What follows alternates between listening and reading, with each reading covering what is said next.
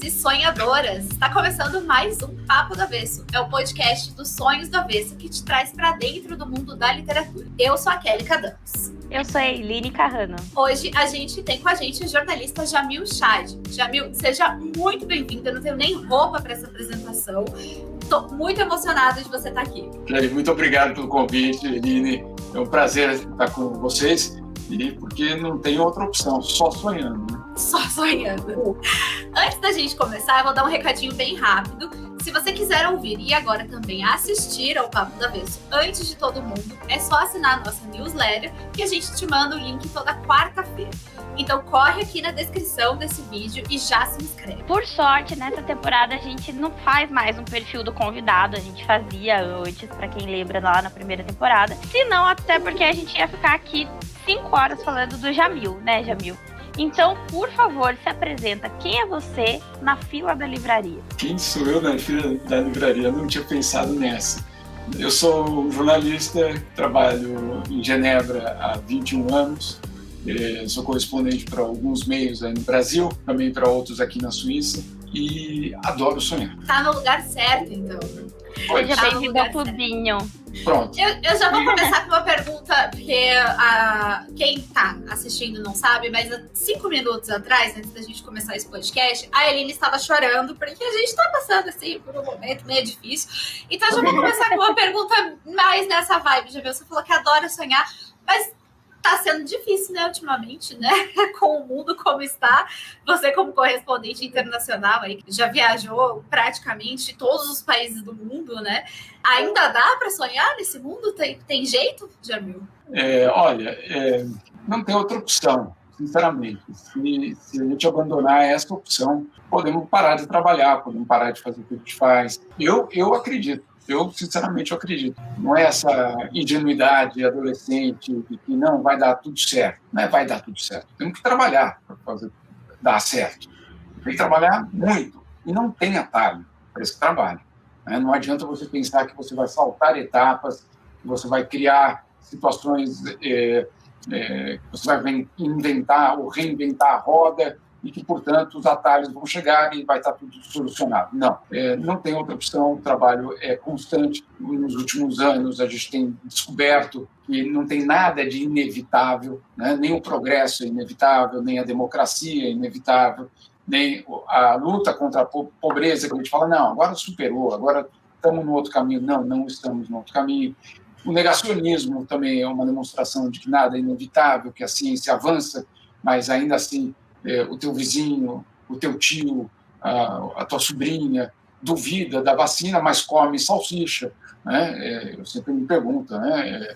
O cara que confia na salsicha da feira e não confia na vacina que foi testada 10 mil vezes, eu tenho certas perguntas, mas por quê? Porque não tem essa inevitabilidade, né? Essa ideia de que a gente tinha, principalmente talvez a nossa geração, de que a gente estava caminhando, esse caminho não tinha volta. Então, tudo isso mostra que é difícil, que não tem mistério. Quer dizer, tem, mas o mistério é justamente trabalhar todos os dias pela democracia, por garantir que você tenha respeito aos outros.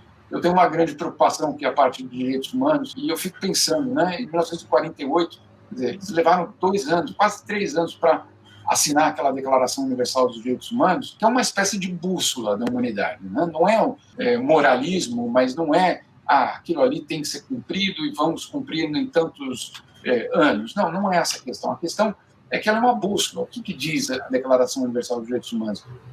Todos têm direito à vida. Né? Olha só, né? O direito à vida. Você fala, mas isso é tão óbvio. Não, eles vinham de uma Segunda Guerra Mundial em que o óbvio já tinha sido abolido. O óbvio morreu, né, na Segunda Guerra Mundial. E eles precisavam voltar, sentar na mesa, escrever de novo o óbvio, o direito à vida. E a gente está um pouco nessa situação, porque a gente tem que voltar a escrever o óbvio. Né? A gente tem que voltar a dizer, mentir é feio. Ainda mais se você for um chefe de Estado. Exato. E essa mentira que gera mortes, essa mentira, essa desinformação que é tão perigosa. Então, tudo isso tem que ser recolocado. Né? A gente tem que voltar a dizer o óbvio todos os dias, a gente tem que voltar a falar em amor, em sonho, etc. Não é insisto, não é poliana, não estamos aqui falando de... Né, mas o que é amor em termos políticos? É você garantir direitos. Né? É você garantir renda, é você garantir distribuição de recursos. Essa é a tradução. Né? Então, esses são os temas. E eu ainda acredito, Kelly, eu ainda acredito. Talvez eu esteja sendo ou queira ser ingênuo, mas vou manter isso por enquanto. Mas eu acho que se a gente não tira a ingenuidade do cotidiano, a gente não vive, assim. Porque se você não acreditar numa pequena utopia de que tá ruim agora, mas vai ficar bem depois, você não vive, né? Por exemplo, você não faz nada, né? A Kelly falou, agora me jogou aqui na roda, né? Que eu estava chorando há uns minutinhos atrás. Mas eu comecei a chorar e eu falei, não, mas vai passar. Então, assim, tá ruim, tá difícil, tá assim, não tá sendo fácil. E eu acho que a gente vendo o número de mortes subir todos os dias, a saúde pública cada dia pior, assim, a gente vê vetos de leis tão importantes. Eu vou citar aqui uma lei que foi vetada agora há pouco tempo, que era da distribuição de absorvente para estudantes de baixa renda.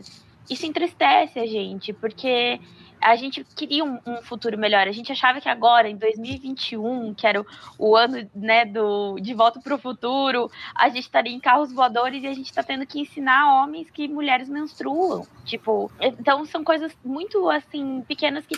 E se a gente não tiver a utopia que em 2050, que, né, é o ano lá da Revolução das Máquinas, a gente pelo menos vai ter uma lei que distribua absorvente para meninas de baixa renda, a gente não acorda de manhã mais. Eu acho que a inocência nos faz acordar ainda um pouquinho. Perfeito. Eu acho que você colocou vários pontos ótimos, mas insistindo que isso não vai vir só com o sonho. Vai ter mobilização, vai ter de ter estratégia, vai ter de ter estratégia no sentido de metodologia, vai ter de ter papos sérios. Ou seja, se a gente, depois dessa pandemia, achar que estava tudo bem antes da pandemia, mentira. A gente não pode voltar para o que a gente estava. Voltar para o que a gente estava é cometer o mesmo erro, porque essas desigualdades, elas sempre existiram. A pandemia foi uma lupa gigante, né? A gente colocou uma lupa gigante e falou, puxa, é tanta desigualdade? É um espelho no planeta, né? A pandemia foi um espelho no planeta e falou, olha, isso aqui são vocês, isso aqui é a dimensão da desigualdade que existe hoje no mundo. Alguns exemplos, assim, se eu não me engano, até alguns deles eu coloquei no livro, mas quando a OMS, que fica aqui em Genebra, quando a pandemia começou, qual que era a campanha da OMS? Lava a mão, com água e sabão. Né? Isso vai ser muito importante, e de fato é muito importante. Eles eles não esqueceram, mas para muita gente foi um choque, descobrir que, por exemplo, no Brasil, 6 milhões de crianças iam para a escola e não tinha água e sabão. 6 milhões de crianças sem água e sabão na escola. Lavar como a mão? Né? Do que ele está falando? E aí, se a gente não consegue nem uma coisa simples que é lavar a mão, quanto mais um distanciamento social, isolar as pessoas que podem estar com a doença, enfim, né? O básico a gente não tem. E daí, se a gente extrapolar a vacina, no meio de outubro, a gente estava com 6 bilhões de vacinas já fabricadas e distribuídas. Só que 75% delas em apenas 10 países. Aí o que significa isso? Que você tem, claro, uma super proteção para alguns e o abandono para outros. Né? Então, você tem na África, por exemplo, 2% só da população vacinada. Ou seja, ninguém. Né? 2% é ninguém. Em português, é ninguém. Então, ninguém vacinado na África e, onde eu estou, em alguns outros lugares do mundo, uma vida vai quase normal. Futebol voltando, espetáculos, etc. Por quê? Porque está todo mundo já vacinado, e não só está todo mundo vacinado, como já estamos pensando na terceira dose. Então, essa desigualdade, ela não é por acaso. Ela não porque a fábrica estava aqui. Não, mas por que a fábrica estava aqui? E por que aqueles países compraram e os outros não compraram?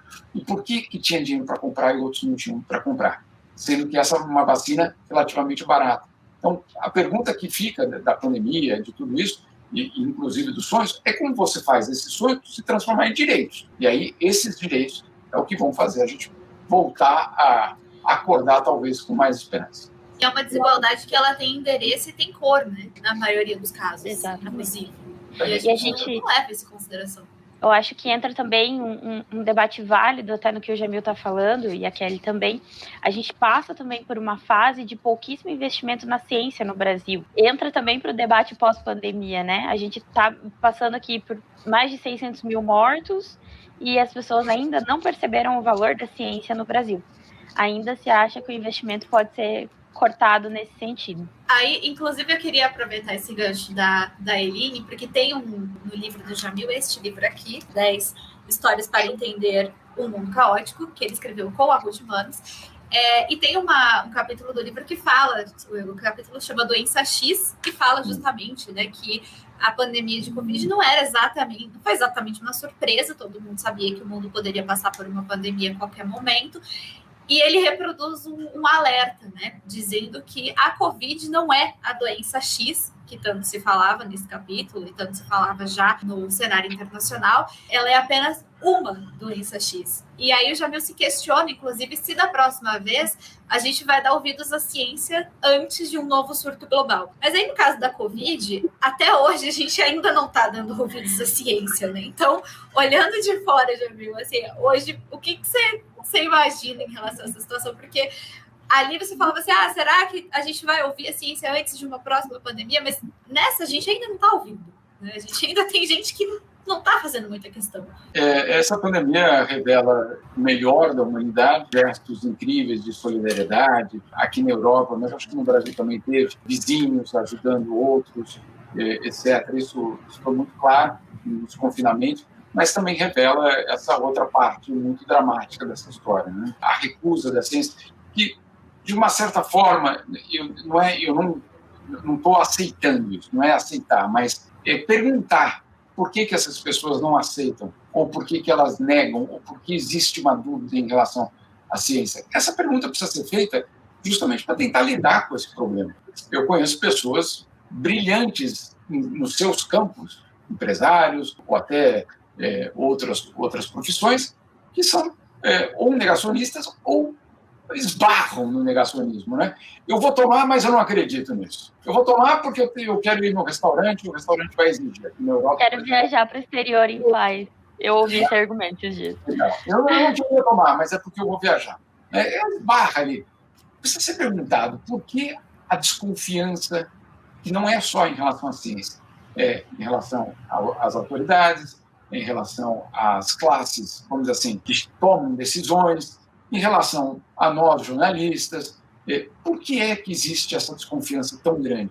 Porque a pandemia chegou num momento em que a confiança na sociedade estava quebrada. Isso também foi um ponto dramático da pandemia. Chegar justamente quando não há confiança. Ela ampliou essa desconfiança. E aí a pergunta tem que ser feita. A gente tem que tentar entender, por exemplo, no jornalismo, do meu campo, a gente precisa ouvir e entender por que é que existe essa desconfiança em relação ao que está nos jornais, ao que está no Jornal Nacional, ao que está na grande imprensa, como é colocado, do lado do leitor, mas também do nosso lado. Será que a gente errou? Será que a gente não passou a mensagem certa? Ou será que a gente manipulou, de fato? Ou será que a gente escondeu coisas que não deveriam ter sido escondidas? Ou, como aconteceu antes da eleição de 2018, não podia chamar o atual governo de extrema-direita. Tá bom, então a gente pode chamar de banana, maçã, laranja não pode, porque senão tem outra conotação. Mas por que é que algumas coisas levaram a essa desconfiança? Ou muitas coisas levaram à desconfiança?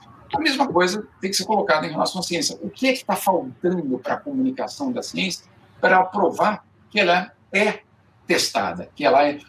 Posso contar algo muito curioso que aconteceu comigo? Deve. Você pode fazer o que você quiser. A casa é sua. Não, olha que curioso. Eu estou num grupo de WhatsApp que eu acho que foi um erro. Me colocaram lá. Quem nunca? Eu estou em vários. Então, mas assim, eu não sei como que eu fui parar lá, mas eu estou nesse grupo. Pessoas, todas elas muito, muito ricas, muito mesmo. Todos homens, senhores. Muito característico, né? Enfim, não vou dizer, mas muito característico da nossa sociedade, né? Às vezes. Enfim, vamos lá, vamos para o assunto.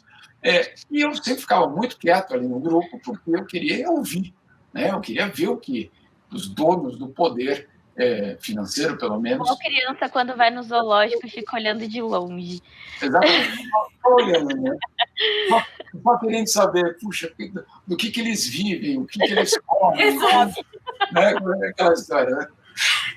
Eu ficava quieto. E são todos mais de idade. E aí, no meio da pandemia, no meio da confusão, um deles coloca um texto com aquelas letras maiúsculas, né, grandes, junto com a bandeira do Brasil, e sabe aquela coisa que a gente sabe de onde vem, dizendo assim: estamos salvos, existe cura para a Covid-19, e daí era basicamente a cloroquina. Era uma forma de mensagem, né, quase amadora, era um negócio: olha, cloroquina funciona, pode esquecer de distanciamento, não precisa usar máscara, vai em frente, vida que segue, tá tudo bem, tem solução. Aí eu falei, caramba, e eu aqui cobrindo a OMS todos os dias.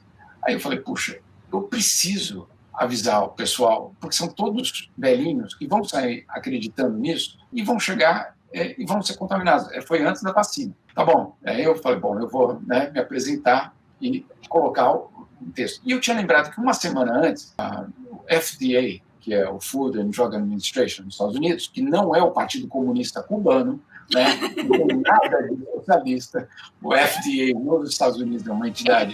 Joga aqui, não é o Partido Comunista... Não, não é. O FDA não tem nada de comunista, nada, zero. Bom, eu tinha lembrado que eles tinham colocado uma carta pública dizendo a todas as instituições de pesquisa, não só a cloroquina não funciona, mas parem de pesquisar, porque já está provado que ela não funciona, e gaste esse dinheiro em outras pesquisas. Essa era a recomendação. É muito, muito importante, porque não era só Kelly, Eline, parem de tomar cloroquina.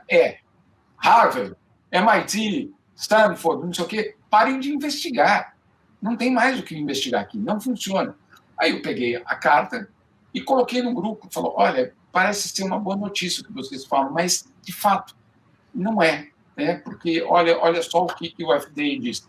Qual foi a primeira reação, Kelly, do grupo? Quem disse que comunista. Quem disse que essa carta é verdadeira? Ah, a mensagem do tio com a bandeira era... Claro. Claro. Mas a carta oficial, não. Aí eu falei, é verdade, eu errei. Eu errei de só colocar uma carta. Eu vou colocar o link. Eu coloquei o link oficial do FDA, em inglês, né? Está lá, pum, link. Reação seguinte. Mas você sabe que esses links, eles podem ser manipulados, né? Isso que eu quero, eu vou sempre desconfiar de você. Gente, que desesperador. Eu quero. Essa é a questão central. Mas e aí, como que a gente resolve isso, pelo amor de Deus? Então, mas olha como é dramática essa história. Aquela mensagem do tio, por que ela tem mais credibilidade que uma carta oficial do FDA? Porque a FDA é a autoridade. E o e-mail do meu tio, o SMS do meu tio, é de alguém que gosta de mim. É alguém que quer me proteger.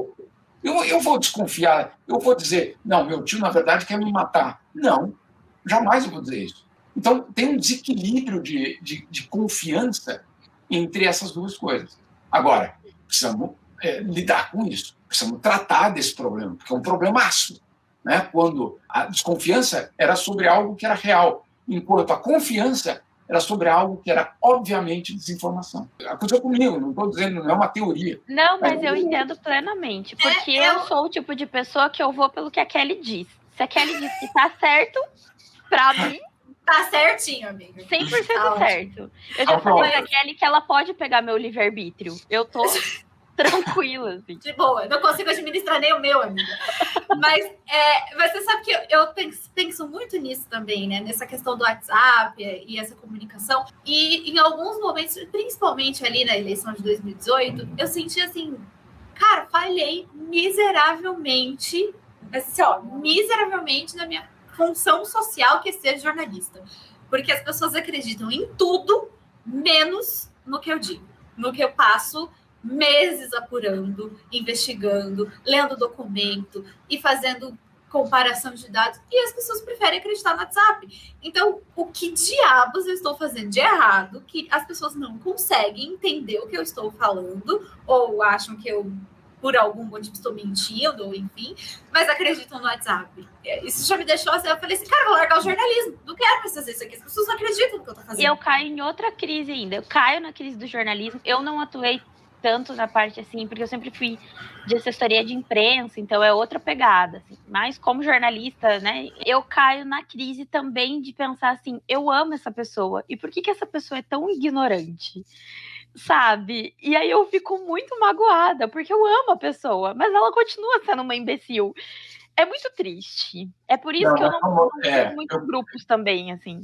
Eu entendo, mas por isso que a gente precisa lidar com isso, porque essa é uma nova realidade que é de uma forma geral. E aí eu tive uma conversa faz 2 anos, acho que foi antes da pandemia. Puxa, a pandemia passou, né? Perdeu a noção de tempo, né? A gente perdeu um pouco da noção de tempo. Mas eu conversei com o criador do World Wide Web, que foi feito aqui em Genebra, etc. E ele estava eram os 30 anos do www. E ele estava extremamente frustrado. Por quê? Ele, obviamente, acreditou nesse instrumento como um instrumento de paz, um instrumento de conexão, um instrumento de desenvolvimento, que é, mas também é um instrumento de destruição, de desinformação, de choro, de crise, de tudo isso. Então, o que ele queria é descobrir uma forma de que esse outro lado, que foi descoberto só depois, fosse minimizado. Então, eu, pessoalmente, eu vejo algumas opções que a gente tem. A primeira delas é voltar, eu tenho 2 filhos, voltar neles e falar, vamos aprender a ler de novo. Não é aprender a ler as letras, as palavras, é aprender a ler a origem, a fonte. Um exemplo que no Brasil rola muito. Matéria que fica rodando, de repente passa tem um dia que aquela matéria começa a rodar, tal, Brasil, 6ª economia mundial. Aí você vai ler, alguém leu a data? Ah, não, puxa, mas parecia que era de hoje. Não parecia que era de hoje, está ali a data. É você que não leu a data. Né? Era de 2007, né, a matéria. Mas por que vamos falar quem era o governo. Não é nem a questão do governo. Não é partidário, não é partidário. Não, mas eu digo, eu até te entendo.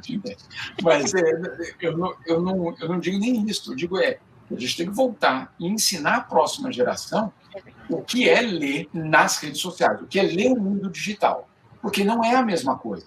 Você vai na banca de jornal, só vende o jornal daquele dia, não é verdade? Se você quiser o jornal de ontem, você tem que implorar para o cara guardar. Né? Por favor, tio, guarda aí para mim, não sei o que tal, eu preciso, né? Não. E na rede social, não. Na rede social é essa confusão. Agora, você precisa aprender. Então, eu acho que a educação vai ser absolutamente fundamental. Esse é o primeiro passo. O segundo passo é, sim, garantir que as grandes plataformas tenham responsabilidade, sim. Né? Então, vou dar um exemplo para vocês. Eu fui entrevistar há uns anos, já era uma senhora, mas aquela garota vietnamita que tem uma foto muito famosa, ela nua, ela devia ter 6, 5 anos de idade, correndo, e o vilarejo dela em chamas, né, bombardeado pelos americanos.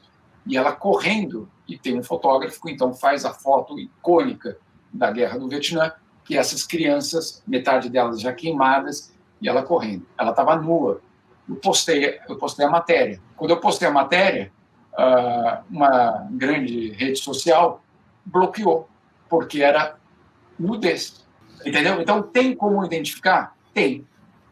Tá bom. Então, essa mesma tecnologia que vocês não permitem que eu poste uma matéria sobre um ataque químico ou biológico naquele local, não consegue identificar quando a disseminação de desinformação acontece.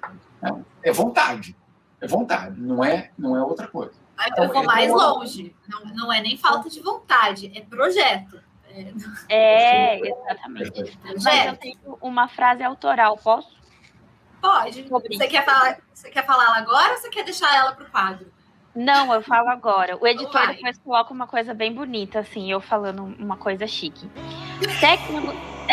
Tecnologia e religião tem que saber onde colocar, porque ao invés de ajudar, atrapalha.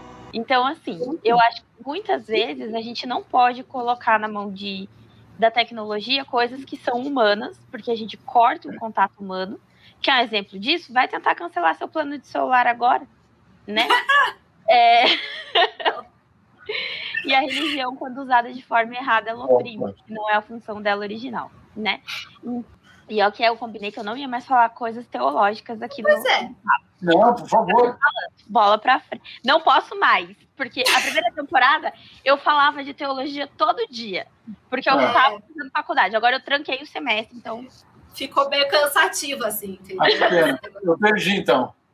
Ah, não, ela tá no YouTube, galera. Assiste a primeira temporada. Mas aí, falando até um pouco nisso, Jamil, o livro, ele também fala muito de desigualdade, né? A gente até já comentou um pouco disso, e de como essa desigualdade mata. E você traz vários exemplos no livro, e aí eu queria te perguntar, você tem muito mais experiência que a gente já no jornalismo e na vida, em que situação que você percebeu isso de forma mais clara, assim, mais doída, digamos, né? O que mais mexeu com você até hoje, assim, nessas pautas, principalmente em relação à desigualdade? Tem muita história. A desigualdade, ela está presente sempre, e, na verdade, nessas viagens, principalmente, eu fiz um período de muitas viagens para a África e para o Oriente Médio, e nessas viagens era escancarado e te dava um soco na barriga todos os dias. Não era de hotel, você chegava em um hotel e o quarto custava $3 e a recepcionista te pedia para você pagar $4 para ela ir com você para o quarto, porque ela precisava daquele dólar extra. Aí você falava, não, pode ficar com os $4, né? Obviamente. Mas de uma prostituição de $1. Sabe o que é uma prostituição de $1? É de cortar o coração, né? Não tem outra palavra ali. Agora, teve alguns episódios que eu fiquei muito impressionado. Apesar de vir do Brasil, o país mais desigual do mundo, né? Que a gente sabe muito bem que isso bate a nossa porta todos os dias, né? Não é uma realidade distante de algum local longe das capitais, ele está em todos os lugares. Eu me lembro de uma coisa que eu fiquei muito impressionado, que eu estava na Etiópia, era uma pauta sobre fome, e eu tinha ido num local onde, basicamente, para vocês terem uma ideia, naquele ano que eu fui, a expectativa de vida era de 47 anos. Né? Eu, daqui a 2 anos, eu já seria provavelmente um ancião ou perto de morrer, 47 anos. Essa idade média, expectativa de vida, da Europa há 300 anos. Então, não dá para aceitar que tenha uma região do mundo que está 300 anos atrasada. Essa é a verdade.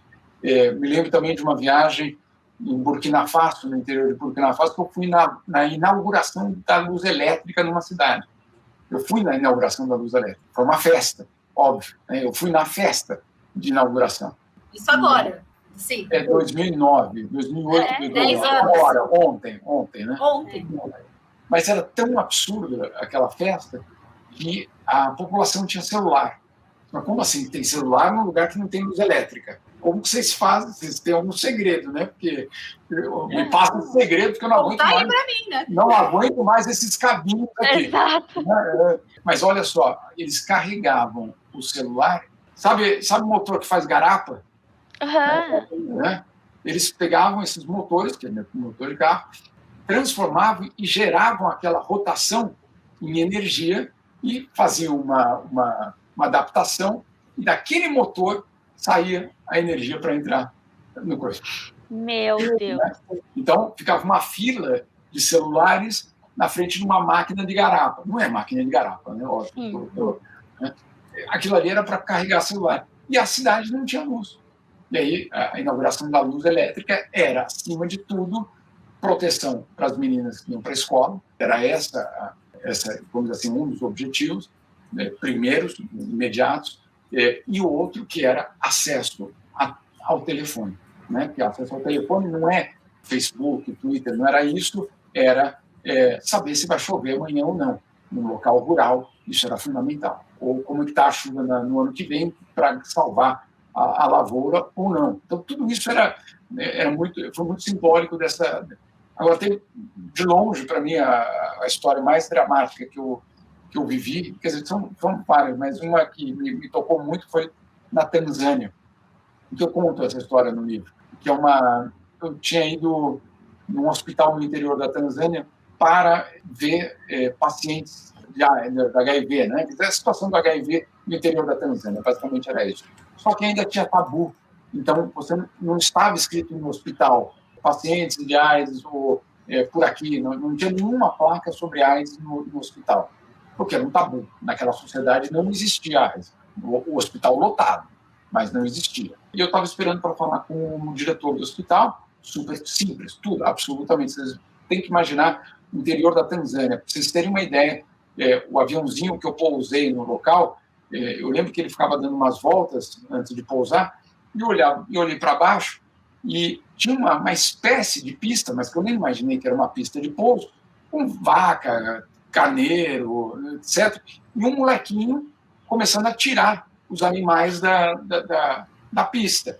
Aí, quando eu entendi, ele estava tirando os animais da pista para o avião poder pousar. Então, era nesse local que tinha esse hospital, só para vocês colocarem na imaginação o que era. Sim. E eu esperando para falar com o diretor, tinha duas meninas de 13, 12 anos brincando na frente do hospital.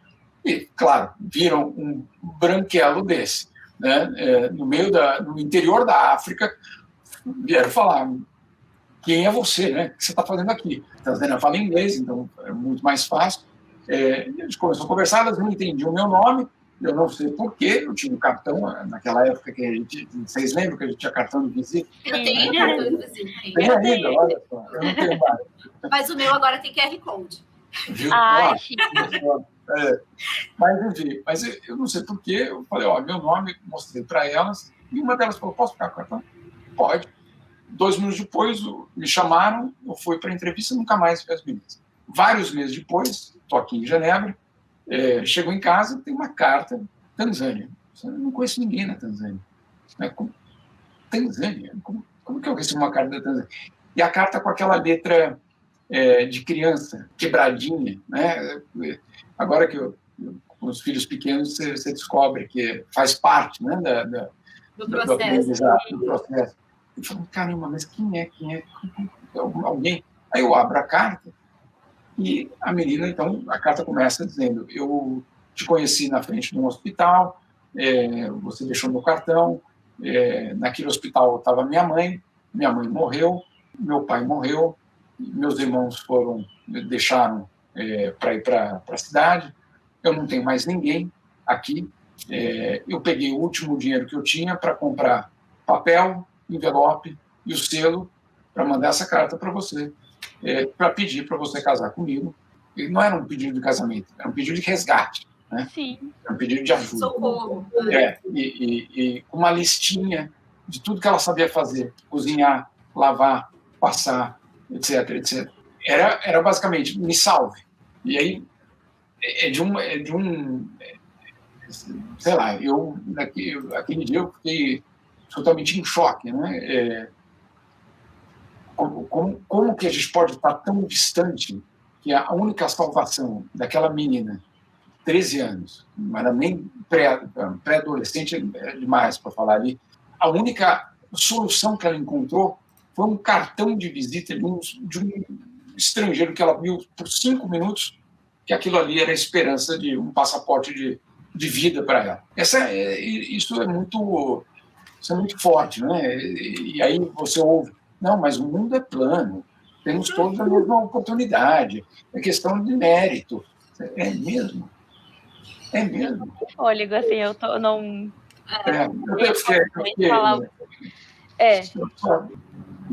Não existe. Que mundo pequeno. Não, é a renda que é concentrada. Quando a gente fala, puxa, que mundo pequeno, né? Encontramos ali, né? Como é pequeno esse mundo, aquela é amiga de um amigo meu, não. Porque a gente vive uma camada absolutamente privilegiada. Uma bolha. E que todos nós, mais ou menos, nos conhecemos. Se não nos conhecemos, sabemos o que a gente escuta, a gente sabe o que a gente assiste, a gente sabe para onde a gente vai, né? Tudo isso. Então, quando você sai disso, não é só sair e ir na periferia. Quando você sai e vai num outro mundo, em que esse outro mundo não tem luz elétrica e não tem esperança, e que com 47 anos de idade você morre, é muita desigualdade. Né? É muito errado. Tem muito caminho para falar de mundo plano. Eu não estou falando de terraplanismo, não. Mundo plano. Eu tenho acompanhado muito eu vou até deixar a dica aqui. Se chama Recuse a Clicar. É uma página que ela fala sobre os danos da pornografia na sociedade. E ela entra muito na questão da prostituição, né? Porque a pornografia e a prostituição, elas estão meio que sempre muito misturadas, assim, nesse sentido.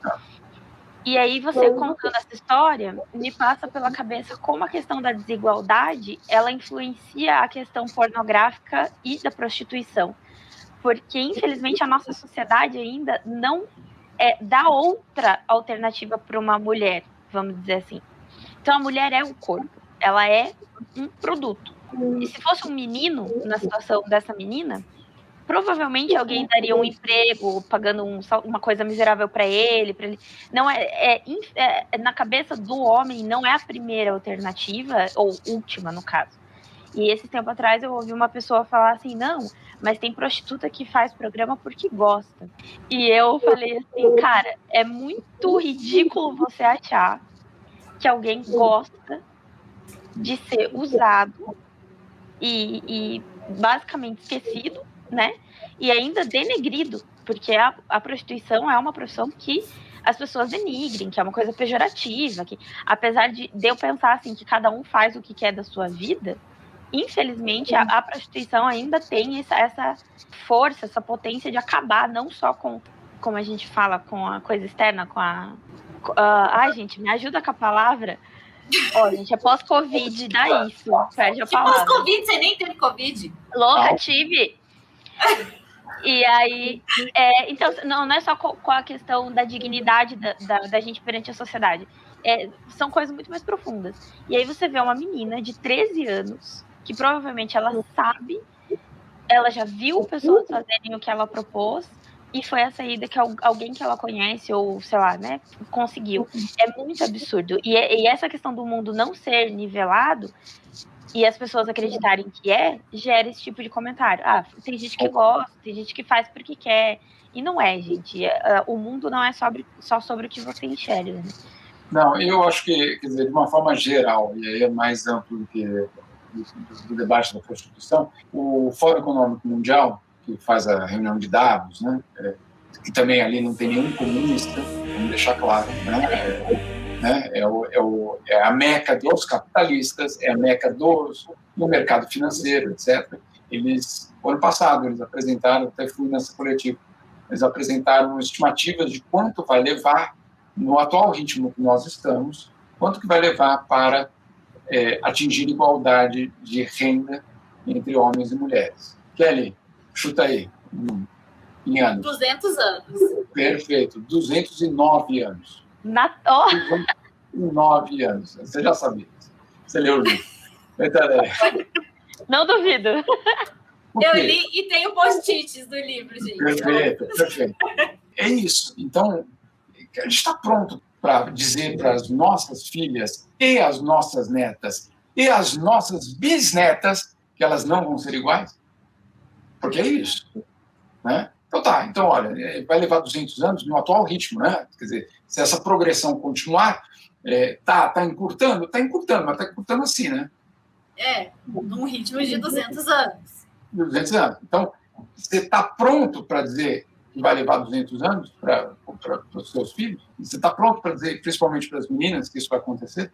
Porque tem que ser dito. Né? Tem que estar claro que a luta é muito maior do que é só estudar que você passa, é só estudar que você... Não, né? Não é isso. É fundamental? Ninguém vai fazer sem passar por isso. Mas não é suficiente. Vou dar uma informação para vocês que eu acho que vocês não imaginam. Mas a Suíça foi o último país da Europa a permitir o voto das mulheres. O último país da Europa. Em que ano, Eline? 1938. Foi um chute muito promissor, eu acho. Porque para ser o último, 50, 60. 70. Olha. 70. Agora. Anteontem. Anteontem. E estamos falando da Suíça. Uma vez eu perguntei para um presidente da Suíça, estava na mesa de jantar, e era um senhor, E eu perguntei, desculpa, é que a gente nem acredita. Se eu falo isso lá no Brasil, as pessoas não acreditam. Né? Como assim? Vocês só aprovaram voto feminino anteontem? Aí ele veio com uma explicação que era exatamente o que você disse. Se a gente não entende que isso... Ele veio com a explicação seguinte. Não, calma, não é assim. E falei, ixi, não é assim, né? Como é que é? Veja bem, Detona. Veja bem. Não, então, me explica o veja bem. Não, veja bem é o seguinte, a unidade na nossa sociedade não é a pessoa, é a família. Então, tá bom. Então, por que não vota a mulher em vez do homem? E se a família for de 2 mulheres? Né? Não. Mas, Kelly... Não complica a explicação do presidente, vai, Kelly. Por favor. Esse papo comunista aí, né? Esse papo comunista. Né? Mas aí eu queria... eu fui um pouco profeta do caos no começo, mas aqui eu queria trazer uma palavra de esperança, assim, porque eu tenho 3 sobrinhas. Eu tenho uma de 8, uma de 3 e uma de 2. Vai fazer 2. 1,5. E eu percebo nelas uma tolerância cada vez menor em relação a essas desigualdades. No cotidiano, elas são vida. Fantásticas, as 3. Fantásticas. E assim, umas sacadas que elas têm que eu fui ter na faculdade. Assim, quando eu comecei a ler sobre feminismo, sobre desigualdade, enfim. E minha sobrinha de 8 anos já olha pra minha cara e fala assim, eu não preciso arrumar a bagunça do meu tio, ele que arrume. Sabe, umas coisas assim, tipo, eu não sou obrigada a fazer isso porque eu sou menina. Cada um com seus problemas. Não sou obrigada, corre na veia dos cadanos. Assim. Corre. É maravilhoso. Corre. Nas meninas, então, agora mais novas, muito principalmente, forte. Assim, muito forte. E a mais nova, ela já tá nessa vibe e ela provavelmente já vai ser um passo além ainda. Caçula, então, ela é muito não sou obrigada a nada. Eu não sou mesmo obrigada a dar trela para ninguém, e é isso. E eu acho que isso é uma esperança, assim, né? Porque se eu demorei até a faculdade para ter essa consciência, minha sobrinha com 8 anos já tem, significa que ela vai ter ferramentas para fazer transformações que eu tô tendo agora. Agora, do outro lado, e do lado vamos dizer assim, do poder estabelecido, o que isso gera é medo de perder espaço. Muito. Então, a reação em relação à Greta, pirralha, vai estudar, não sei o quê. O que é isso? É medo. Opa, quem são essas pessoas que estão chegando e estão me desafiando? Né? Quem são essas pessoas que estão dizendo não vou aceitar... Que tudo que eu fiz até hoje está errado, né? Quem mexeu no meu queijo? Já leram? É mais ou menos isso. Quem mexeu no meu queijo? Mas antes você podia ir na festa e ficar passando a mão no cabelo das meninas de qualquer linha que eu Quem dera fosse no cabelo, né? Diplomático aqui, né, Amy? Não, fofíssimo. Obrigada. Porque, Mas aí você dizer, não, então, não dá, né? Agora, do outro lado do poder estabelecido, gera medo, gera reação, gera a família tradicional. Porque essa palavra, família... Gera ataque, né? Claro, né? Porque é uma ameaça. É uma ameaça ao status quo. E esse status quo é muito, muito estabelecido. É muito bom que essa geração venha dessa forma, mas sabendo que vai ter um choque. E aí tem um exemplo que eu acho muito revelador, que é a Angela Merkel, passou 16 anos como chefe de governo na Alemanha. E ela concluiu que o fato dela ser a chanceler não foi suficiente para garantir igualdade entre homens e mulheres. Por 16 anos. E a conclusão dela é de que a resistência é muito grande. Resistência contra, né, a presença das mulheres. Então, eu acho que vocês deviam convidar a Ruth para falar disso, mas que é a pessoa, né, eu não vou nem entrar no assunto da Ruth aqui, mas mas é um pouco disso, né? Vai ter de ter regras, você precisa colocar regras, exigir que empresas nos seus conselhos tenham metade das mulheres, metade do conselho mulher, que metade do conselho de uma universidade também seja mulher, metade daquilo, porque você não faz. Eu me lembro uma juíza na Corte Suprema Americana que perguntaram para ela quando que vocês vão ficar satisfeitas da presença de mulheres, né? Não sei se vocês... Ela falou, quando todas forem mulheres. Sim.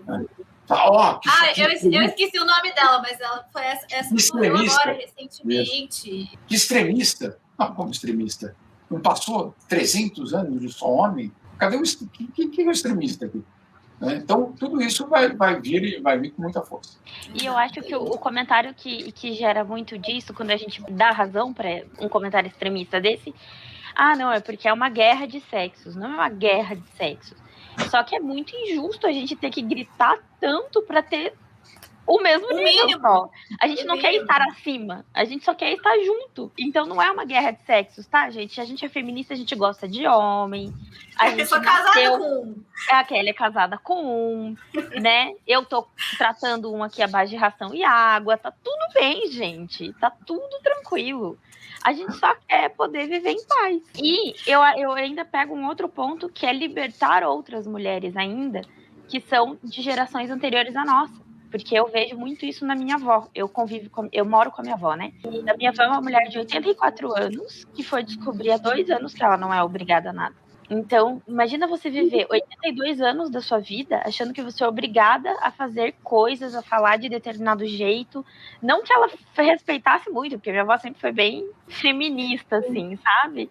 Mas algumas coisas que ela se libertou da vida dela, que ela, não preciso mais, gostou, não gostou, bate palma. E é muito bonito ver esse desabrochar, porque são mulheres que não é porque elas passaram de uma certa idade que a vida acabou, muito pelo contrário. Você vê mulheres que se divorciaram, eu acho um assunto muito delicado. Elas se divorciaram, geralmente elas têm filhos, aí elas acham que a vida delas é ser uma mulher solteira pro resto da vida. Elas se divorciaram do marido, mas elas ainda estão casadas com alguma coisa, porque elas não seguem em frente na vida delas. E isso é muito, muito triste de ver, né? Como as mulheres são amputadas na história delas por determinadas coisas que a gente aprendeu que a gente é obrigada a fazer. Agora, por falar em Ruth, que a gente estava falando aqui da Ruth Manos, que escreveu... Que a gente quase não gosta. Que a gente quase não gosta de falar dela todo episódio. Todos os episódios têm a Ruth. Todos. Ela escreveu com o Jamil 10 histórias para tentar entender o mundo caótico. Jamil, eu queria 2 coisas. Primeiro, entender como surgiu a ideia de escrever esse livro, porque não é simplesmente um livro escrito a 4 mãos, né? Ele é um diálogo, e eu achei isso muito interessante. Eu nunca tinha visto um formato assim.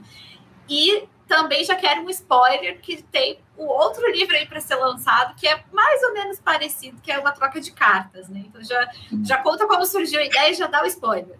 Deixa eu te explicar, porque, na verdade, não foi nada muito planejado, mas foi muito legal, no fundo, o que aconteceu. A gente conversava muito, e a gente começou a perceber que a gente tinha muito tema em comum e visões complementares. Nem sempre opostas, mas eram complementares. Ela é do direito, eu sou de ciências políticas, então tinha um diálogo que acontecia sobre muitos desses temas.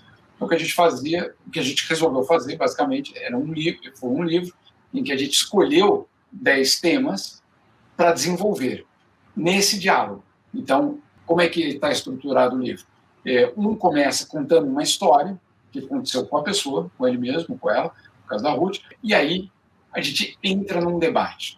Esse debate a gente mandava, né, basicamente, era um diálogo, obviamente, escrito, né, a gente não conversou sobre isso, e não tinha uma parte bonita, eu achei, de fazer esse livro, é que o outro nunca sabia o que o outro ia escrever. Então, não estava planejado qual ia ser a resposta. Então, eu escrevo para a Kelly uma história e ela, então, comenta aquela história. Então, quando eu abro o e-mail, que é 2 ou 3 parágrafos, não é nada muito grande, mas quando eu abro, é que eu vou descobrir o que ela achou da minha história. Então, eu completava e, assim, ia construindo o diálogo. Foi muito legal porque a Ruth tem essa visão muito, eu diria, muito pragmática até das coisas, né? Ela é bastante clara quando ela diz, né? Vocês que leem os livros dela, ela é completamente clara e é muito bom porque ela expõe todas essas realidades. E, basicamente, o que a gente fez foi, e aí a palavra central do título, tentar entender, porque nem eu e nem ela temos nenhuma pretensão de entender. Ninguém tem, né? Não. Então, é uma tentativa de entender o que é que está acontecendo na nossa volta. Né? Então, um pouco essa foi a história. Agora, o projeto para o ano que vem, que na verdade já começou, é uma troca de cartas. Primeiro, por que troca de cartas? Porque o mundo é muito complexo para a gente achar que a gente resolve num tweet ou numa foto no Instagram. Eu não sou contra nada disso, não sou mesmo. Só que é uma outra forma de você lidar. Então, a complexidade hoje, não só do mundo, mas dos nossos sentimentos, eles não estão limitados a poucos caracteres, né? É muito difícil você resumir o que você sente em 3, 4 palavras, uma frase, etc. E aí, a troca, na verdade, a gente optou, sou eu e uma escritora brasileira que mora em Roma, Juliana Monteiro, e nós, o que a gente optou foi por transformar isso, essa reflexão, em cartas. Aquelas antigas, né, que a gente colocava no correio, que nunca chegavam. Parece que Eline manda também, não chega. Mas ela é o endereço. E é nem da do pós-Covid, que era... Deve ser isso. Mas o que a gente fez, então, é começar a fazer uma troca de cartas com um objetivo de pensar o Brasil para 2022. Então, o projeto chama Ao Brasil com Amor, porque é uma tentativa de a gente falar do Brasil, mas não da destruição, não chorar os acontecimentos, mas tentar, né, buscar algum tipo de caminho, ou pelo menos na reflexão, algum tipo de esperança que ele está falando no começo.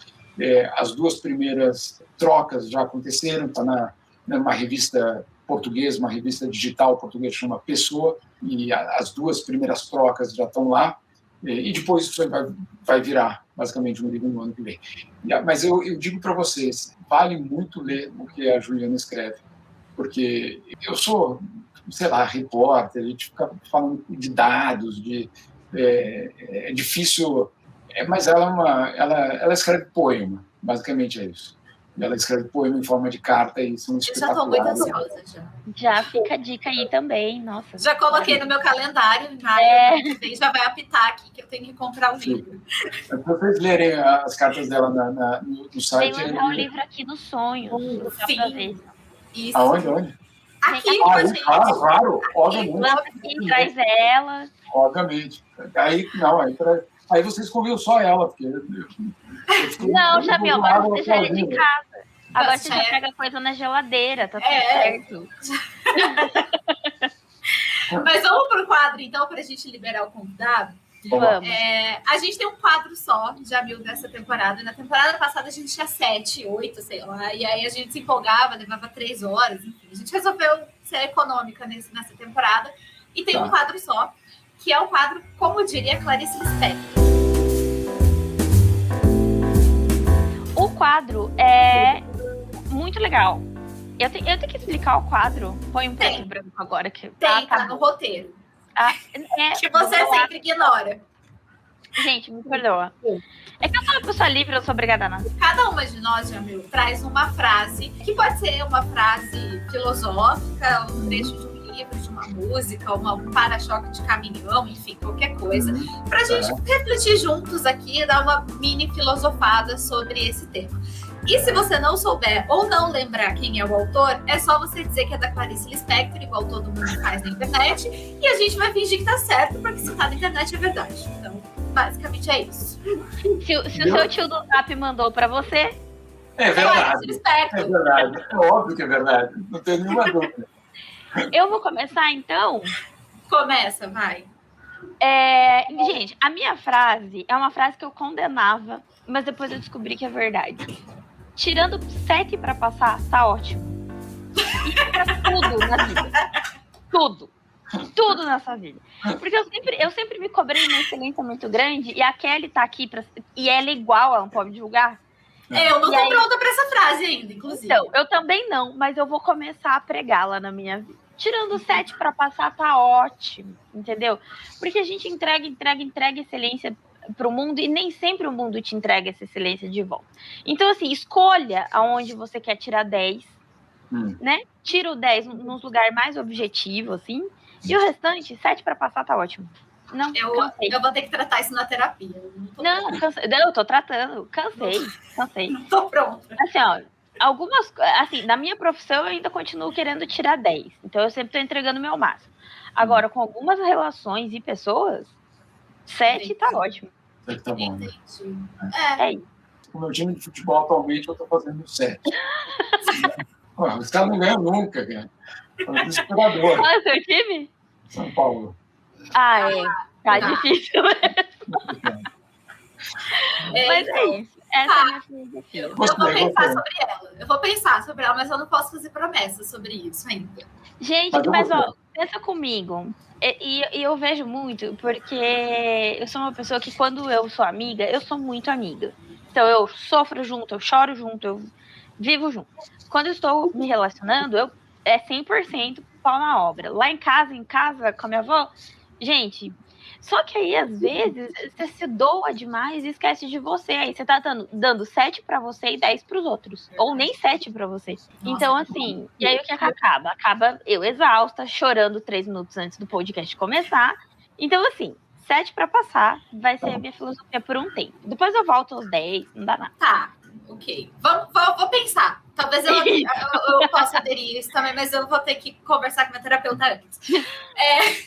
Mas assim, a minha frase, a gente começou, eu tinha até anotado uma frase aqui do livro, tinha feito um rabisco aqui para trazer, mas aí ao longo do podcast eu mudei de ideia. Eu vou trazer uma letra de uma música que eu tenho ouvido muito no repeat essas últimas semanas, que é uma música que foi gravada pela Sandy agora recentemente, que começa falando assim... Jamil, dá o telefone da Sandy aí pra gente. Você tem o telefone da Sandy também? Porque eu queria. Bem Sandy participar do podcast. Bem Sandy. Mas, enfim, que é o seguinte: a gente anda inseguro, construindo muros no chão, arquitetando no escuro a nossa direção. Viver de esperança cansa, eu sei, a nossa crença se abalou. Mas frases de ódio não vão vingar. Chega pra cá pra falar de amor. Então, acho que essa é a mensagem que eu queria trazer. Assim, que tá difícil, gente, mas vamos ter fé que vai melhorar e a gente precisa fazer a nossa parte para melhorar também. Não adianta ficar só reclamando. Então, essa é a minha reflexão. Clarice Lispector, Sandy Lispector, no caso. Diva maravilhosa. Eu vou fazer uma também, não? Pode fazer. Sim.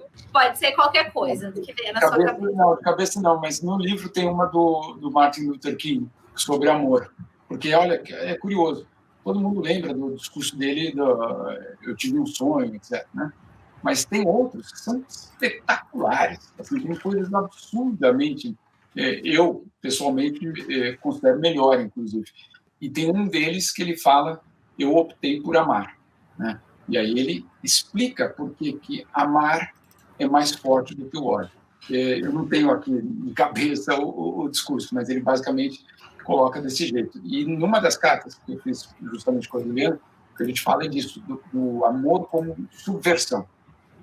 Como mais forte, inclusive, do que essa capacidade de odiar e, portanto, mobilizar, né? Porque o ódio também mobiliza, o ódio coloca todo mundo junto contra alguma coisa, etc. Só que o amor também é muito forte. Então, vamos optar pelo outro lado que vale. A gente é que às vezes parece tanto que o ódio grita mais alto, né? E a gente acaba meio sufocado, né? Eu achei aqui a frase, diz assim: eu decidi ficar com o amor. O ódio é um fardo muito grande para se carregar.